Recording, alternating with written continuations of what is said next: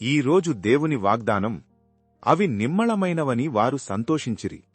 వారు కోరిన రేవునకు ఆయన వారిని నడిపించెను. కీర్తనలు 107:30. జీవితమనే ప్రయాణంలో ఒక్కోసారి పరిస్థితులు అదుపు తప్పుతాయి. కాని ఈ వాగ్దానం మనకొక అద్భుతమైన సత్యాన్ని గుర్తుచేస్తోంది. తుఫాను ఎంత భయంకరంగా ఉన్నా అది నీ ప్రయాణాన్ని ఆపలేదు, కేవలం వేగాన్ని మారుస్తుంది.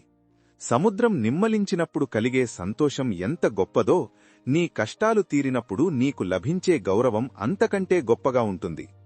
ఇప్పుడు నీవు అనుభవిస్తున్న ఈ పోరాటం రేపు నీవు చేరుకోబోయే విజయ తీరానికి ఒక సాక్ష్యం మాత్రమే. నీ సామర్థ్యం మీద నీకు నమ్మకం లేకపోయినా పర్వాలేదు. నిన్ను నడిపించే మహానావికుని మీద నమ్మకం ఉంచు. ఆయన నిన్ను మధ్యలో వదిలేయడు. నీవు కన్న కలల రేవుకు, నీవు ఆశించిన ఆ ఉన్నత స్థితికి నిన్ను క్షేమంగా చేరుస్తాడు. నీ చుట్టూ ఉన్న సమస్యలు నిన్ను భయపెట్టవచ్చు, కాని అవి నిన్ను ముంచలేవు.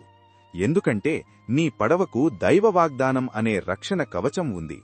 నీవు కోరుకున్న ఆ గమ్యం నీకోసం వేచి ఉంది. ధైర్యంగా అడుగు ముందుకు వేయి.